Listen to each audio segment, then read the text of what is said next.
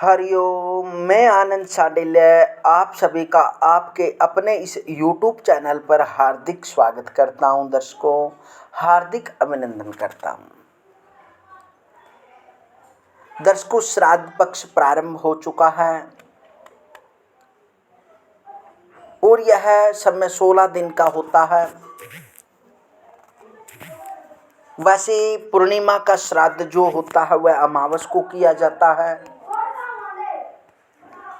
सबसे पहले सभी पितरों को नमो नमः, प्रणाम।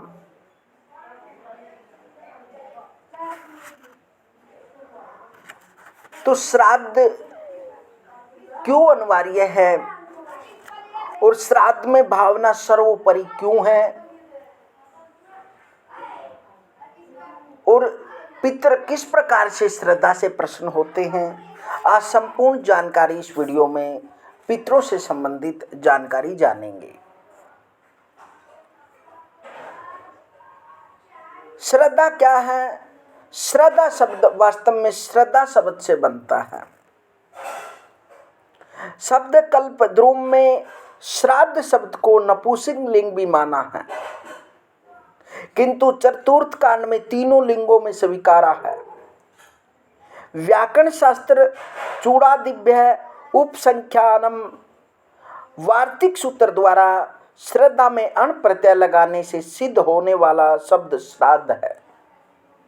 द्वितीय प्रयोगानुसार श्रद्धा में प्रज्ञा श्रद्ध आचार्य वृत्तिभ्यो उणः सूत्र द्वारा अण प्रत्यय लगाने से भी श्राद्ध शब्द सिद्ध होता है। इसके अलावा श्राद्ध तत्क्रम शास्त्रतः है। शास्त्रोक्त विधान से पितरों के निमित्त श्रद्धावान होकर किया जाने वाला क्रम श्राद्ध है। ऐसा अमरकोश द्वितीय कांड ब्रह्म वर्ण में कहा गया है। अन्यत्र विद्वानों द्वारा इस विषय में श्रद्धया कृतम संपादितम इदम, जो श्रद्धा पूर्वक संपादित किया जाए वह श्राद्ध है। श्रद्धाया दीयते यस्मात् तत्श्रीदम, जो श्रद्धा पूर्वक दिया जाए वह श्राद्ध है।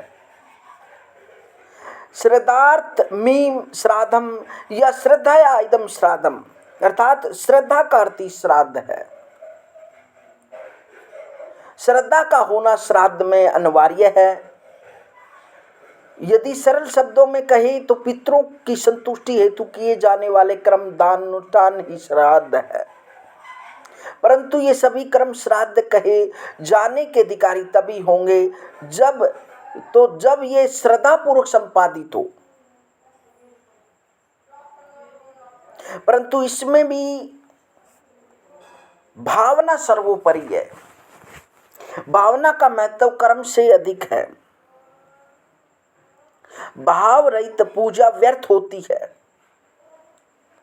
भाव एकाग्रता व केंद्रीयकरण न हो तो पूजा तो क्या कोई भी भौतिक कार्य प्रशंसनीय ढंग से सफलता पूर्वक संपन्न नहीं हो सकता।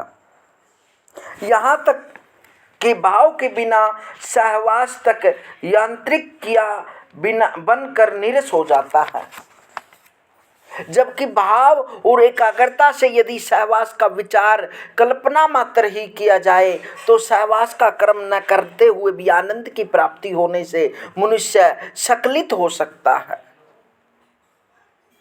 किसी के प्रति हम घृणा या क्रोध का भाव रखने या इस भाव से देखने मात्र से कर्म किए बिना ही उसमें अपने प्रति क्रोध विरोध व मनुष्य का भाव उत्पन्न कर देते हैं। इसके विपरीत प्रेम भाव रखने या प्रेम दृष्टि से भाव पूर्व देख लेने भर से पशु तक हमारे प्रति स्नेह सिक्त होकर पूंछ हिलाने लगता है। भाव के वशीभूत होकर भगवान सबरी के झूठे बेर खा लेते हैं और भाव रहित दुर्योधन द्वारा दिए गए 56 भोग स्वीकार नहीं करते। महत्व इस बात का नहीं है कि दान किए जाने वाला धन अन्न पदार्थ कितना और कैसा है। महत्व इसका है कि वह भाव श्रद्धा पूर्वक दिया गया है या नहीं। मंत्र आदि प्रणालियों तथा अनुष्ठान आदि में विधि विधान का भी महत्व है, क्योंकि वहां मध्य मंत्र ध्वनि तंत्र यंत्र संख्याकार प्रक्रिया को माना जाता है, किंतु भाव तथा एकाग्रता वहां भी चाहिए। व्यक्ति स्तर पर किए जाने वाले श्राद्ध क्रम में तो श्रद्धा भाव का ही सार दारोमदार रहता है। पदार्थ वस्तु क्रिया वहां अत्यंत गौण हो जाती है। श्रद्धा पूर्वक अपने भाग में से अन्न का एक टुकड़ा भी हम पितरों को समर्पित करते हैं तो वह उन्हें तृप्तिदायक हो जाता है। वरना 100 लोगों को महीने भर लंगर बांटना भी श्रद्धा न होने से प्राप्त नहीं होता। फिर भी अपनी भावनाओं को प्रेषित करने के लिए किसी पदार्थ को माध्यम बनाना ही पड़ता है। अतः अन्न जल आदि की आवश्यकता पड़ती है, मंत्र आदि की आवश्यकता पड़ती है। और कई बार तो तर्पण भोग आदि पर हमें संदेह हो जाता है। सामान्यतः खंडनवादियों का तर्क होता है कि श्राद्ध तर्पण भोग आदि में चढ़ाया रखा जाने वाला खाद्य पदार्थ पेयजल आदि तो वही रखा जाता है, वह भगवान देवता पितर आत्मा को कहाँ प्राप्त होता है।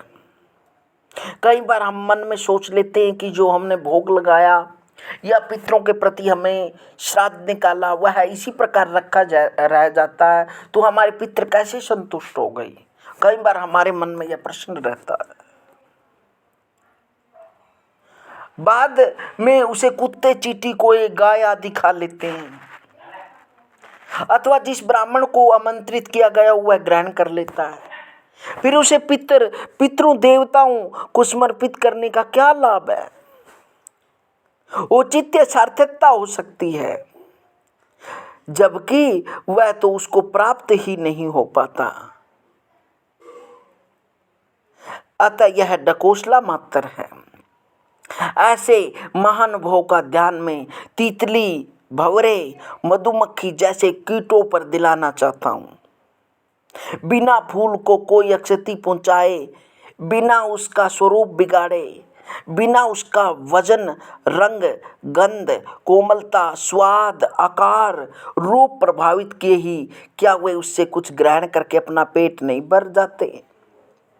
यदि वे अत्यंत सूक्ष्म हो, दृष्टि में न आए, वो भोग लगाकर चले जाएं, तो किसको पता चले कि कितने कीट भोग लगाकर चले गए, जबकि भोग जो का त्यों सामने रहता है। मामूली कीट ऐसा चमत्कार दिखा सकता है तो सर्वशक्तिमान परमात्मा पर, आत्म तत्व पर ऐसा न कर सकने का संदेह करना यह बुद्धिमानी कही जा सकती है। जबकि सत्य तो यह है कि सर्वव्यापक आत्म तत्व ही स्वरूप और सर्वत्र उपस्थित आत्म तत्व को कहीं आने जाने की जरूरत भी नहीं है। जो कीटों, कौओं, कुत्ता, गाया, ब्राह्मण उस खाद्य पदार्थ को ग्रहण कर रहा है और जो खाद्य पदार्थ ग्रहण किया जा रहा है उसमें भी तो वही आत्म तत्व है। जिस प्रकार शिवलिंग पर चढ़ाए गए प्रसाद को चूहे से रक्षा करने में जो शिव असमर्थ है वह पूजनीय और सर्वशक्तिमान कैसे हो सकता है, ऐसा मूर्ति पूजा के विरोधियों का तर्क है। किंतु सत्य को न समझते हैं, सत्य को नहीं समझते हैं, वह तो मूर्ति पूजक ही समझते हैं। इसलिए विरोध, मतभेद और विवाद उठ खड़े होते हैं। जो निराकार, सर्वत्र और अप्रमेय है, जो परम विराट सर्वव्यापक है, वह भला कब और कहाँ नहीं है। जो अरूप है वही स्वरूप है, जो निराकार है वही सर्वाकार है, जो सर्वव्यापक है, विराट है, वही अत्यंत परम सूक्ष्म है। तभी तो वह कण कण में हो सकता है।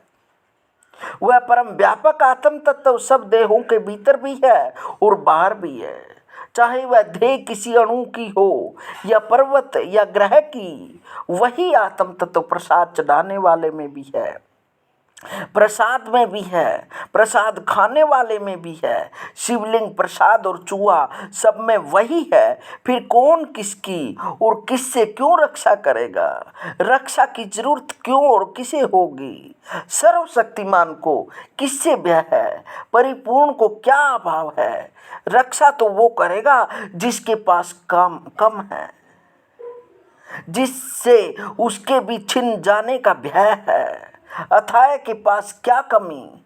निराकार ब्रह्मा को भी यदि समाजी प्रसाद चढ़ाए तो बाद में उसे कौन खाएगा? फिर शिव पर या सनातनियों पर ही आपत्ति क्यों? परमपिता की सभी संतानें हैं। कोई खाद्य पदार्थ कोई भी संतान ग्रहण करे, पिता को उसकी रक्षा अपनी ही संतान से क्यों करनी? जो ब्रह्म परमात्मा सर्वत्र कण कण में है, वह भला चूहे में क्या, पत्थर के शिवलिंग में भी क्यों ना होगा? अगर नहीं है तो उसे सर्वत्र सर्वव्यापक कण कण में व्याप्त कैसे माना जा सकता है? मूर्तिकारों को भी यह सत्य समझ लेना चाहिए। मूर्ति साकारता, विभिन्न देहतावाद के भेद में पढ़कर वे उस परम सिमती मानने की भूल करते हैं। यदि वह आत्म तत्व शिव है तो राम, दुर्गा, कृष्ण सभी में है, हम में भी है। मूर्ति पत्थर में है तो विधर्मियों, पशुओं, अन्य जीवों तथा पदार्थों में भी है। अगर हम पत्थर में उसे देख पहचान सकते हैं तो प्राणियों में क्यों नहीं? फिर क्यों हम जाति पाति, ऊंच नीच, पवित्र अपवित्र, गाय कुत्ता, हिंदू मुसलमान आदि का भेद करते हैं? यदि भेद करते हैं तो सत्य को नहीं जानते। फिर हम पत्थर में परमात्मा नहीं देख रहे बल्कि मात्र अखंड ढकोसला कर रहे हैं। मूर्ति रूप केवल उस निराकार एकाग्र होने का मध्यम जरिया है। हमारी एकाग्रता में सरलता हो, इसलिए हमारे ही द्वारा बनाया गया बिंदु है, वह लक्ष्य नहीं है। वह पंख का उपकरण है, वह करंट ऊर्जा नहीं है। यदि उसके मध्य से उस ऊर्जा करंट तक पहुंचाया जाए तभी उसकी उपयोगिता है। उसी के रूप रंग में उजल कर उसे ही लक्ष्य मान लिया तो आत्म दर्शन कैसे होगा? मूर्ति तो अंधे के लिए लाठी भर है, निराकार असीम का प्रतीक भर है। जैसे समूचे भारत का प्रतीक चिन्ह त्रिमूर्ति है। राष्ट्र को एक बार में समूचा देखना और व्याहन करना संभव नहीं है, अतः राष्ट्र का प्रतीक चिन्ह व्यवहार में लाया जाता है, परंतु इसका यह अर्थ नहीं है कि हम प्रतीक को कहीं राष्ट्र समझने लगे। इसलिए जो आत्माएं होती हैं पितृस्वरूपी, वह इस मृत्यु लोक में जरूर आती है, क्योंकि उनका खून का संबंध होता है और खून का संबंध व्यक्ति का दूर नहीं हो सकता। क्योंकि भाद्रपद की पूर्णिमा को यमराज पितरों को विदा कर देते हैं पितृलोक से, और वह 16 श्राद्धों में जो भी उसके खून से रिलेटिव हैं, जो भी उसके सगे संबंधी हैं, जो भी उसके मित्र, प्यारे, पिता, माता, बंधु आदि हैं, उनके पास आते हैं। उनको हम श्रद्धा भाव से मनाना चाहिए। उन्हें हमें श्रद्धा भाव से पिंडदान, तर्पण व श्राद्धांजलि व अनेक प्रकार के मिष्ठानों द्वारा, व्यंजनों द्वारा भोग लगाना चाहिए। पितृ अवश्य ही प्रसन्न होते। दर्शकों, यह जानकारी आपको कैसी लगी कमेंट के माध्यम से ज़रूर बताएं और मिलते हैं दर्शकों अगली वीडियो में। तब तक हरि ओम।